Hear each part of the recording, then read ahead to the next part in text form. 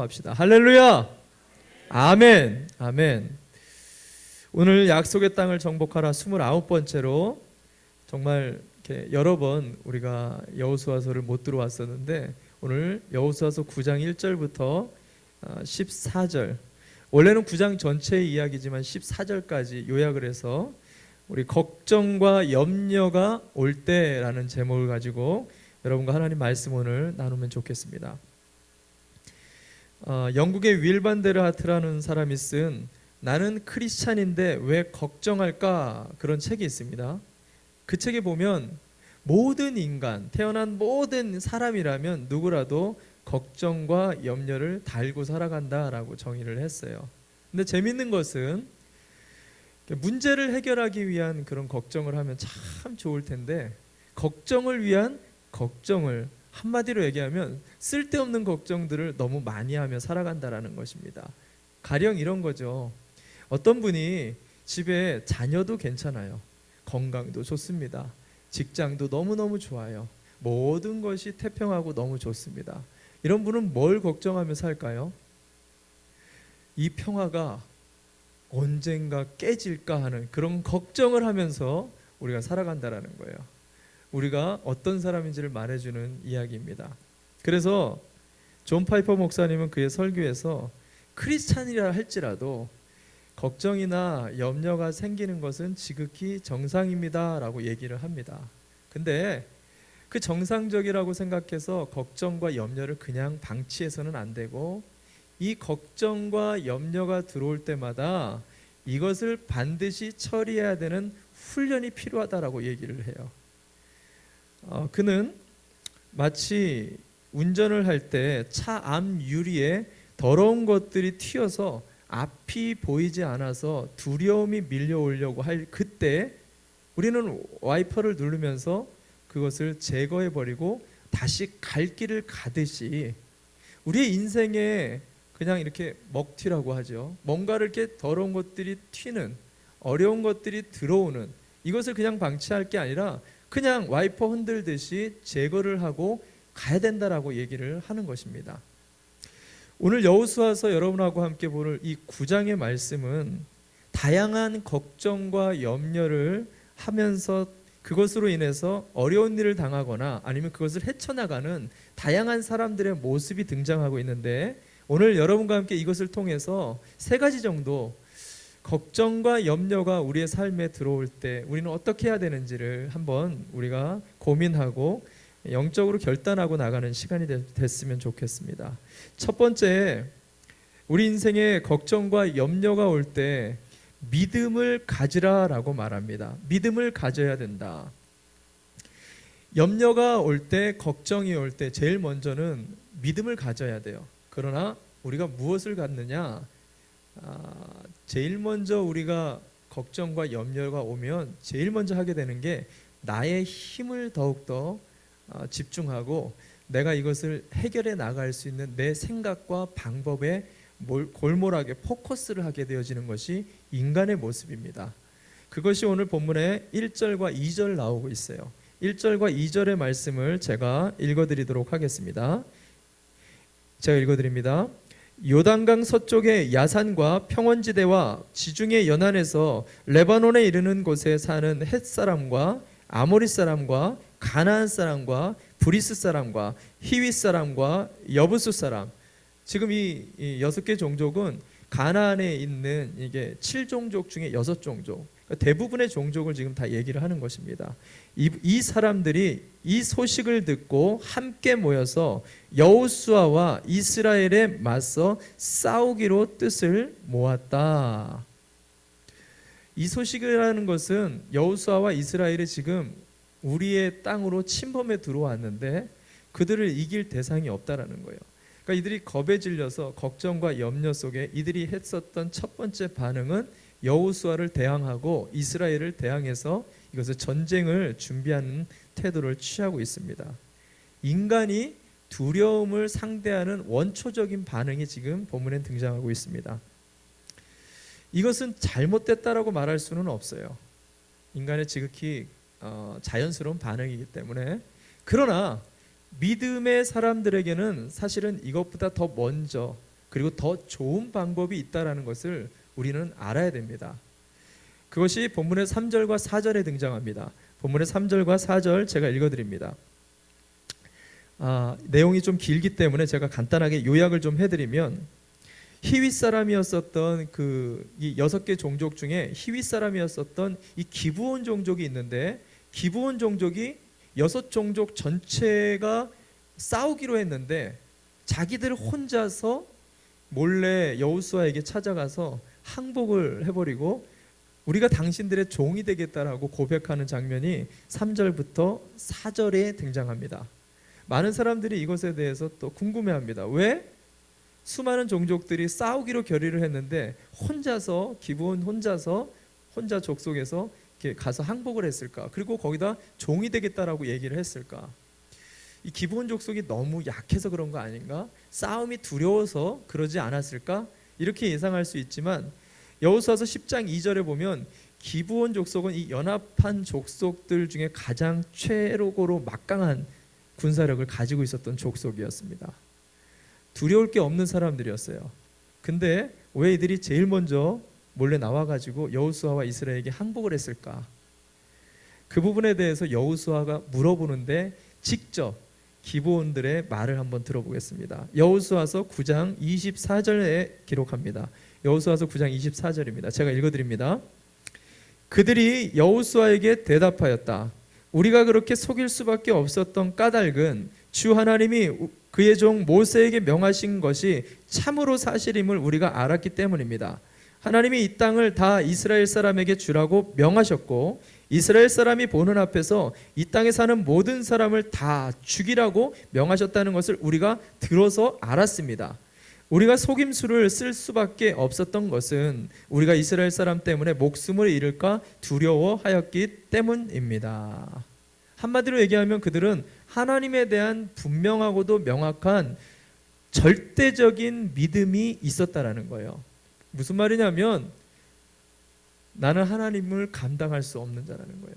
지금 우리가 당면한 이 어려움과 걱정은 내가 해결할 수 없겠구나. 하나님께 나아가 항복해야겠구나. 이것이 빨리 들어왔다라는 거예요. 왜? 하나님에 대한 절대적인 믿음을 갖고 있었기 때문입니다. 결국에는 성경은 이 두 종족을 연합 족족과 그리고 기브온 족족을 이렇게 비교하면서 우리에게 말을 해주고 있어요.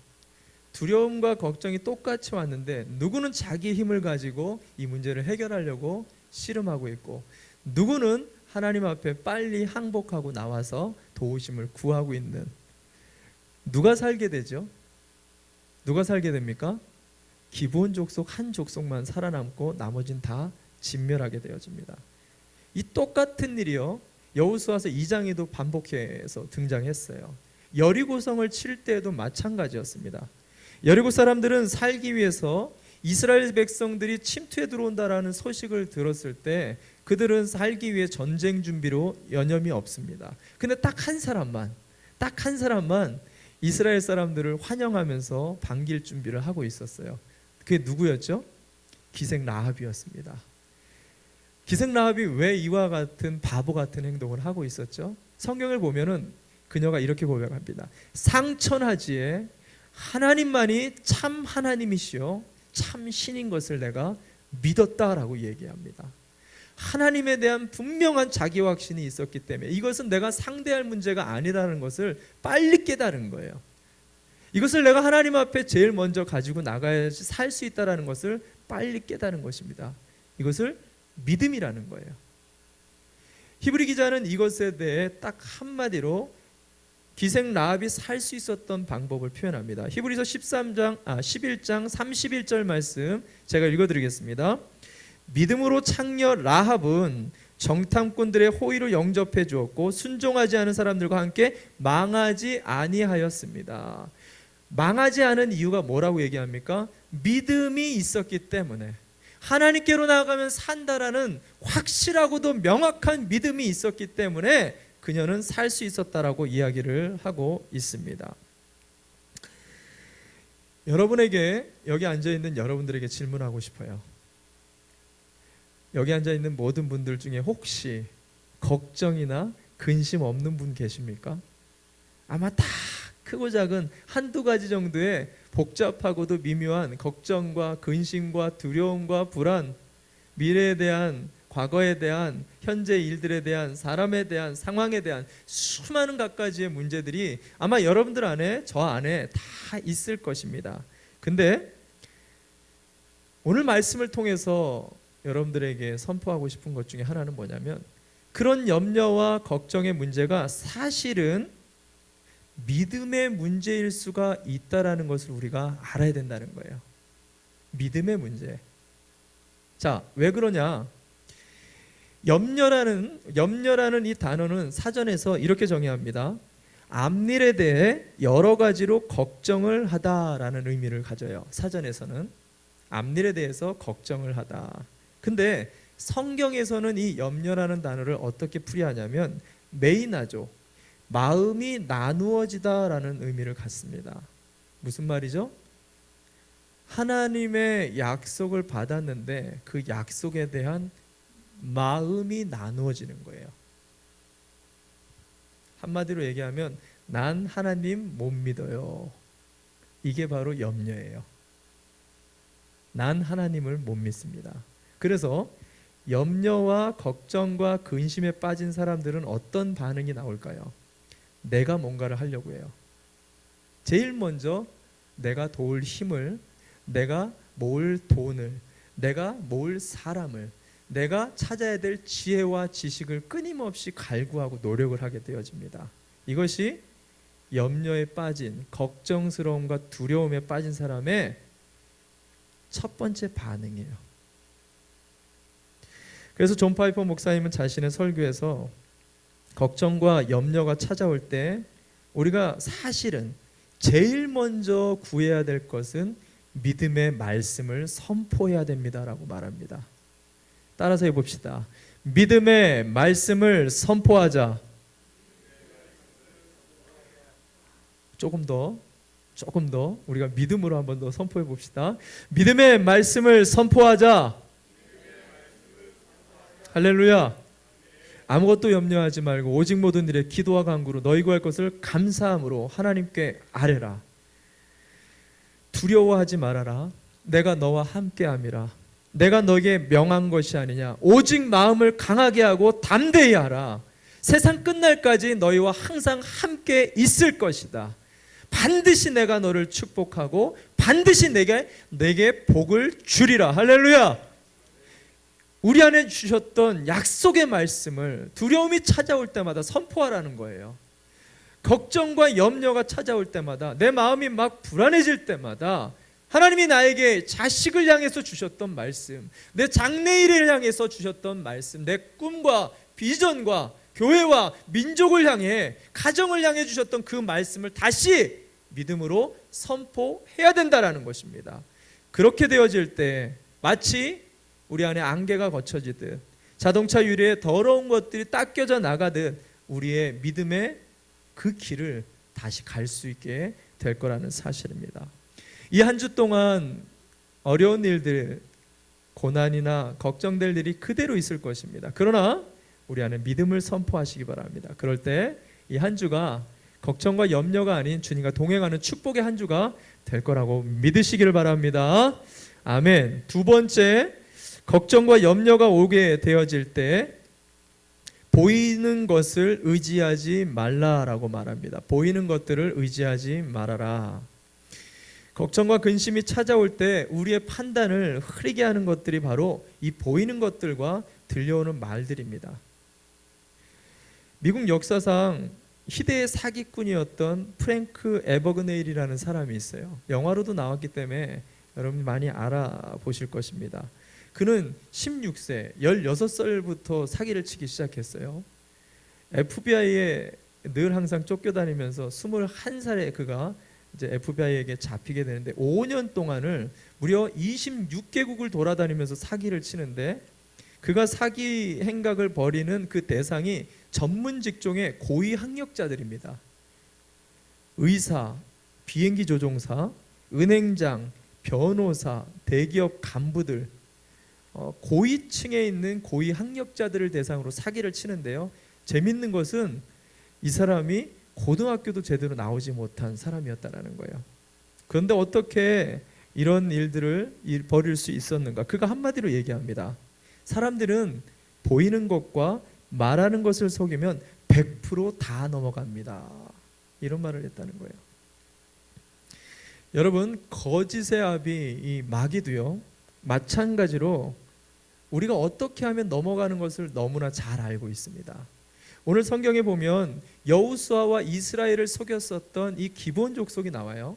이 기브온 족속이 여호수아와 이스라엘 백성들을 속이는 데 쓰는 이 방법이 마치 이 마귀가 우리를 유혹하는 방법과 흡사합니다.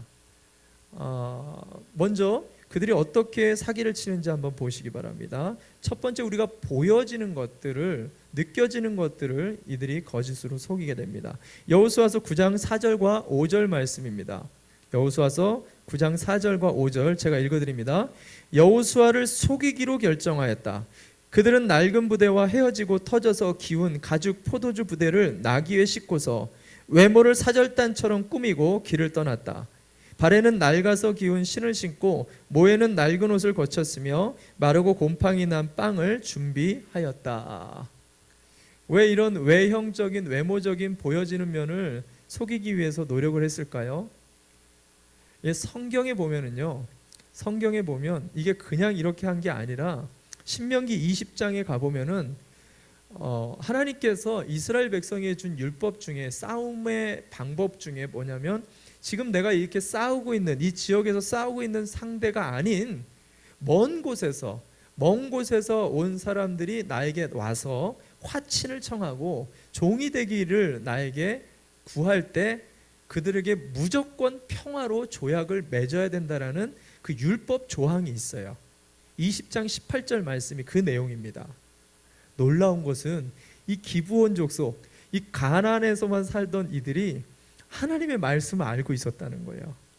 이스라엘 백성이 어떻게 하면 넘어가는지를 분명히 알고 있었던 것입니다. 그들이 무슨 것을 보면, 어떤 장면을 보고 어떤 것을 보면 그들이 꼬꾸라지는 것을, 확하니 넘어가는 것을 이 기브온 족속이 알고 있었다는 거예요. 여러분, 마귀도 똑같다라는 것입니다. 마귀도요, 무엇을 우리가 보면 가장 두려워가지고 벌벌벌벌벌 떠는지를 정확히 알고 있다는 거예요. 무엇을 보면 질질질질 흘리면서 내가 그것에 끌려가는 그 유혹에 넘어간다라는 것을 마귀는 정확히 알고 있다는 것입니다. 통장의 잔고가 떨어지는 장면, 신분이 흔들거리는 장면, 문제가 나아질 것 같지 않는 모습들, 질병이 계속해서 더해가는 모습들을 보면 우리의 믿음이 꼬꾸라지는 것을 마귀가 정확히 알고 있다는 거예요. 그것만이 아닙니다. 이들이 기가 막힙니다. 무슨 말을 하는지 그들의 말을 한번 들어보면 좋겠습니다. 이어지는 말씀입니다.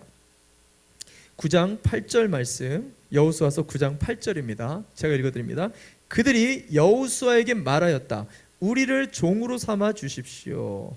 여호수아가 그들에게 물었다. 당신들은 누구이며 어디서 왔어? 우리를 종으로 삼아 주십시오. 이 말이 기가 막힌 말이에요. 왜냐하면 이스라엘 백성은요, 지금까지 400년 동안 종살이로, 자기가 누구를 종으로 이렇게 길러본 적이 없는, 자기가 맨날 종된 입장에만 있었지 을만 살았지 갑이 돼본 적이 한 번도 없었던 존재들이에요. 근데 어느 날 갑자기 우리에게 와가지고 이만큼의 내가 종이 되겠습니다 하니까 이게 얼마나 달콤한 유혹이 됐겠냐는 거예요. 여기에 기가 막히게 앞뒤 가리지 않고 여호수아와 이스라엘은 넘어갔다라는 것입니다. 여러분, 마귀는요, 말에 기가 막힌 달인입니다. 말에 기가 막힌 달인이에요. 창세부터 인간을 어떻게 쓰러뜨리냐면 이 말로 호려버렸어요. 하와가 어떻게 넘어졌죠? 선악과를 왜 따먹었죠? 하나님보다 더 밝아질 거라는 그 말 한마디에 혹하고 넘어간 거예요. 예수님을 광야에서 호리는 그 마귀의 유혹을 들어보시기 바랍니다. 예수님이 진짜 필요로 하는 그 필요를 정확히 알고 40일을 금식했으니까 제일 원하는 게 뭐였을까요? 먹을 거 아닙니까? 떡을 가지고 와가지고 유혹했어요. 예수님께서 공생애 이후에 사역을 해야 되니까 무엇을 가지고 가장 필요했었던 힘, 명예, 권력을 가지고 마귀가 와서 우리를 호렸다라는 것입니다. 여러분, 마귀는요 말의 달인이에요. 내가 무슨 말을 들면 기뻐가지고 난리치고 무슨 말을 들으면 내가 꼬꾸라지는 것을 정확히 알고 있어요. 그래서 그런 말들에 우리가 놀아나서는 안 된다라는 것입니다. 베드로는 이것에 대해서 정확하게 잘 경험을 했어요. 그래서 베드로전서 5장 8절 말씀을 보면 베드로가 이렇게 권면합니다. 베드로전서 5장 8절에 보면 7절은 괜찮고 5장 8절에 보면 근신하라 깨어라 너희 대적 마귀가 우는 사자처럼 두루다니며 삼킬 자를 찾나니라고 기록하고 있죠. 여기에 보면은요 마귀의 두 가지 강점에 대해서 표현을 했어요. 뭐냐면 보여지는 면에서 사자, 가장 무서운 존재로 표현하죠. 거기다가 이 사자가 으르렁대면서 울면서 찾아다닌다라는 것입니다. 소리, 말에 대해서 이야기를 하고 있다는 거예요. 우는 사자는 배고픈 사자라 그랬죠. 먹이를 찾을 때만 사자는 울어요. 그러니까 이 울음소리를 듣는 사람들은, 울음소리를 듣는 짐승들은 내가 사자밥이다, 이런 공포와 두려움과 걱정에 휩싸이면서 못 움직이는 거죠. 그럼 그런 자들만 찾아가지고 사자는 삼키는 겁니다. 여러분 한번 곰곰이 생각해 보세요. 여러분들이 지금 걱정하고 있는 거, 여러분들이 지금 염려하는 거 다 이 두 가지 안에 들어가요. 보여지는 거, 들려지는 거. 마귀가 정확하게 우리를 알고 있습니다. 보여지는 상황, 들려지는 말, 이 두 가지 안에 우리를 옴싹달싹할 수 없는 걱정과 두려움의 존재로 방금 믿었던 그 충만이 단 한순간에 꼬꾸라뜨릴 수가 있는 마귀가 가진 저력이죠. 그래서 마귀는요 변장의 달인이고요 말의 달인이라는 것을 우리가 반드시 알아야 된다는 것입니다. 그래서 베드로는 5장 7절을 한 번 더 보여주시기 바랍니다. 이렇게 말합니다. 같이 한번 읽어볼까요? 같이 읽겠습니다. 시작. 여러분의 걱정을 모두 하나님께 맡기십시오. 하나님께서는 여러분을 돌보아 주고 계십니다. 여러분 믿으십니까? 믿으십니까? 여기서 돌봐준다라는 것은 두 가지의 의미예요. 우리 애들처럼 얘들아 하엘이 좀 봐라, 그럼 이렇게 가만히 쳐다만 보고 있는 그런 돌봄이 아니라 두 가지의 의미예요. 주목해서 집중해서 계속해서 와치하는, 24시간 24hour 계속해서 돌보는, 지킨다라는 의미를 갖고 있고요. 또 하나는 돌보아준다, 사랑으로 돌봐주는 어미의 마음으로 돌봐준다라는 의미를 갖고 있어요. 24hour 24시간 동안을 계속해서 와치할 뿐만 아니라 그것을 필요를 따라서 공급해주고 도와주시는 분이 우리 하나님이라는 것입니다. 여러분 이 하나님을 믿으시기를 바랍니다. 마귀가 이 한 주간에도 계속해서 보여지는 것으로 사람들의 말로 인하여 내 마음 가운데 믿음이 공두박질 치게끔 만드는, 사망으로 우겨쌈을 당한다 할지라도 여러분 보여지는 것이나 들려지는 것으로 현혹되지 마시고 오직 살아계신 하나님의 말씀을 붙잡고 오늘도 나를 붙드시고 나를 인도하시고 세상 끝날까지 나와 항상 함께하여 주시는 그분과의 동행 가운데서 승리하시는 이 한 주가 되시기를 바랍니다. 아멘. 우리 마지막으로 세 번째, 걱정과 염려가 올 때 반드시 하나님께 물으라라는 것입니다. 반드시 하나님께 물으라. 존 레이크라는 사람이 기도의 비밀이라는 책에서 교회의 가장 큰 연약함은 질병도 아니고 돈도 아니라 아무것도 모르는 것이다 라고 정의를 했어요. 교인들이 경건하게 살고 싶어도 어떻게 사는 것이 경건한 건지 알지 못한다. 주님의 뜻대로 결정하기를 원해도 어떤 것이 주님의 뜻인지 알지 못한다. 한마디로 얘기하면 우리는 아무것도 모른다는 거예요.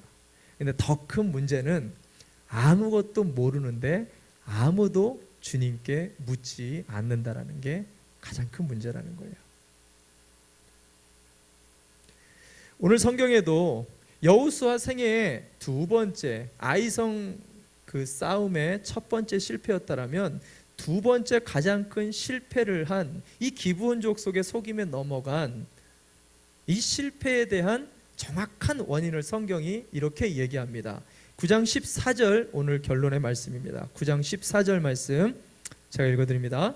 이스라엘 사람들은 어떻게 해야 할지를 주님께 묻지도 않은 채 그들이 가져온 양식을 넘겨받았다. 여호수아와 이스라엘 그 누구도 여호와 하나님 앞에 나와 이 문제를 의논하지 않은 것이 가장 큰 실수였다라는 것을 성경이 말해주고 있다는 것입니다. 무서운 것은 이 실수가 여기서 끝나지 않고 그것에 대한 엄청난 대가를 치르게 되었다라는 거죠. 16절에 가보면은요, 16절에 가보면 이스라엘 사람들이 이제 아이성 다음 넥스트 스텝으로 싸워야 될 진지를 향해서 가나안 땅으로 들어갑니다. 이 아이성 다음에 쳐 죽여야 될 진멸의 대상을 딱 찾아서 그 문을 두들겨 보니까 그들이 누구였을까요? 기브온 족속이었던 거예요. 변장을 하고 화친을 맺은 이 족속이 바로 여기 숨어 있었던 다음 진멸 대상이었던 이 기브온 족속인 거예요. 그러니까 어떻게 해요? 화친 계약을 맺었으니까 피로 맺은 언약이기 때문에 이걸 깰 수가 없으니까 하나님은 죽이라고 말씀을 하시는데, 진멸하라고 말씀하셨는데 그 진멸의 말씀을 순종할 수가 없게 되어진 거예요. 말씀대로 살고 싶은데 내가 죄로 한번 타협을 하기 시작하니까 그 말씀을 지킬 수가 없게 된 거예요. 그 말씀을 내가 행해야 될 분명한 사명을 받은 사람인데도 불구하고 내가 하나의 타협이 시작되어지니까 그것을 지킬 수 없는 상황이 되어져 버린 것입니다. 여러분, 말씀의 사람이 말씀을 지킬 수 없다? 이건 엄청난 저주인 거예요. 여기서 끝나지 않습니다. 10장에 가면은요, 더 큰 재앙이 시작돼요. 진멸 대상입니다. 기브온 족속은 없어져야 돼요. 이 땅에서 없어져야 될 존재들인데 이 없어져야 될 죄악된 존재들을 놓고 피를 흘리면서 여호수아와 이스라엘 전체 전군이 이들을 위해서 싸워요. 여호와의 뜻을 위해서 싸우는 게 아니라 하나님의 말씀을 행하기 위해서 피 흘리기 위해 싸우는 게 아니라 죄를 보호해 주기 위해서 싸워버리게 되어집니다. 명분 없는 피 흘림이 시작됩니다. 여호와께 묻지 않고 행한 대가를 그들은 톡톡히 치르게 된다는 것입니다. 여러분, 사무엘서를 보면은요, 다윗과 사울 왕을 비교하면서 이 둘의 가장 큰 차이점을 사무엘서는 이렇게 말합니다. 묻는 자와 묻지 않는 자로 나눠요. 다윗 왕은 우리가 잘 알듯이요, 계속해서 반복적으로 끊임없이 여호와께 묻자와 가로되 여호와께 여쭙고 가로되, 계속해서 여호와 앞에 하나에서 10가지를 나와서 계속 질문하고 물어보고 대답하고 이런 시간을 끊임없이 다윗은 갖게 됩니다.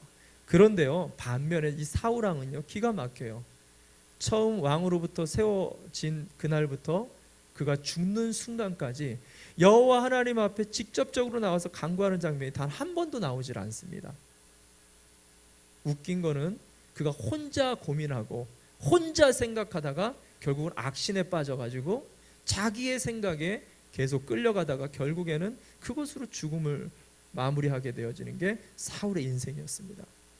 그래서 사울의 인생에 대해 역사는 역대상 10장 13절과 14절에 이렇게 결론을 맺고 있어요. 역대상 10장 13절과 14절입니다. 제가 읽어드립니다. 사울의 죽은 것은 여호와께 범죄하였음이라. 저가 여호와의 말씀을 지키지 아니하고 신접한 자에게 가르치기를 청하고 여호와께 묻지 아니하였으므로 여호와께서 저를 죽이시고 그 나라를 이새의 아들 다윗에게 들리셨더라. 그의 인생은 가장 큰 실수가 바로 여호와께 묻지 않은 거였다라고 성경은 기록하고 있습니다. 목사님, 저에게 이렇게 질문하는 분들이 많더라고요. 우리가 예수 안에서 자유로운 사람들 아닙니까? 근데 왜 하나에서 10가지 하나님께 물어봐야 됩니까? 질문해야 됩니까? 왜 우리가 맨날 기도해야 됩니까? 우리가 로봇도 아니고 우리가 예수 안에서 구속을 받은 자유인이 된 거 아닙니까? 맞습니다. 어떻게 보면 그것은 당연한 말처럼 보이지만 여러분들이 이것을 오해하는 것 중에 하나가 관계적인 하나님과의 관계적인 측면에서 이 하나님께 애스크하는 것에 대해 생각을 해볼 필요가 있어요. 관계적인 측면에서 생각해 보시기 바랍니다. 자녀가 아버지에게 묻는 것이 뭐가 이상한 거죠? 제자가 스승에게 물어보는 것이 뭐가 잘못된 걸까요? 직장인이 일을 할 때 그때그때 직장 상사에게 물어보는 것이 뭐가 잘못된 거냐는 거죠. 우리가 하나님과의 관계 속에서 우리가 로버트처럼 하나하나 물어보기를 원하는 게 아니라 하나님과 나와의 관계가 무엇인지에 대해서 정확히 알 필요가 있다는 거예요. 유기성 목사님이 쓴 1시간 기도라는 책이 있어요. 거기에 나오는 이야기입니다. 제가 그대로 읽어드릴게요. 한 멕시코 선교사님이 가정에서 버림받고 상처 입은 한 여자아이를 입양하게 되었답니다. 아이에게 이제부터 너는 내 딸이야.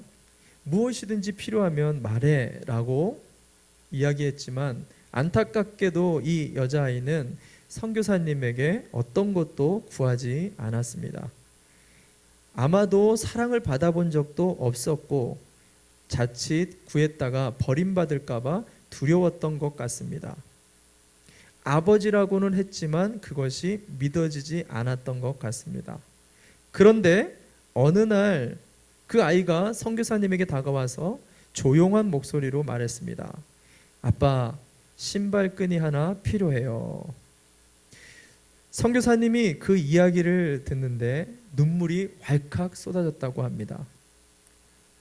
이 아이가 내게 자신이 필요한 것을 달라고 했다. 그 말 한마디가 그렇게 좋더라는 거예요. 왜 그랬는가? 그가 이 선교사님에게 무언가를 구했는 그 순간 이 아이와 선교사님은 아버지와 딸의 관계가 되었다라는 거예요. 하나님이 우리에게 기도하기를 원하는 것, 우리에게 애스크하기를 원하는 것은 어떤 기도가 의무이기 때문에 그러라고 얘기하는 게 아니라 너가 뭔가를 어떤 방식을 통해서 새벽마다 나와서 이런 식으로 해서 구하면 내가 주겠다는 어떤 공식을 설명하는 것도 아니고, 기도는 뭔가를 하나님께 막 애달복걸 해가지고 뭔가를 얻는 그 비결도 아니라 아버지와 자녀가 누리는 친밀함이라는 거예요. 자녀는 자녀로서, 아버지는 아버지로서 그 깊은 대화와 그 친밀함 가운데로 나아갈 수 있는 그 과정이 하나님께 나와 구하고 두드리고 찾고 매달리는 것이 바로 오늘 본문에서 이야기하고 있는 나에게 물으라는 것입니다. 이 한 주 동안 너무 소가리를 하지 마시기 바랍니다. 혼자 걱정하시고 근심하시고 염려하실 그 시간에 하나님 앞에 무릎을 꿇으시기 바랍니다. 그리고 하나님께 물어보시기 바랍니다.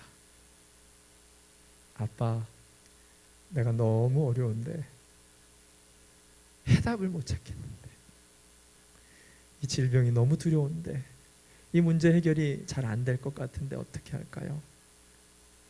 우리의 천부이신 아버지께서 저와 여러분의 자녀를 삼아주실 뿐만이 아니라 자녀가 눈물을 흘리는, 자녀가 답답해하고 있는, 자녀가 억울한 일을 당한 이 모든 일들로부터 우리를 구원하여 주실 것을 여러분 믿으시기를 바랍니다. 이 한 주 동안 그 하나님과의 친밀한 풍성함 속에 들어가시길 바라요. 분명히 마귀는요, 우리의 보여지는 것으로 미혹할 거예요. 우리의 들려지는 말로 소망 없게끔, 낭망하게끔 만들 것입니다. 거기에 넘어가지 마시고 믿음의 말씀을 선포하시기 바랍니다. 여호와 하나님께서 살아계시고 우리와 함께 하시고 반드시 나를 찾는 자에게, 두드리는 자에게, 구하는 자에게 반드시 그것을 주신다라고 약속하시는 그 여호와 하나님이 우리 하나님이신 것을 이 한 주 동안 누리시는 우리 예수인들의 이 한 주가 되시기를 주님의 이름으로 축원합니다. 아멘. 우리 함께 자리에서 일어납시다.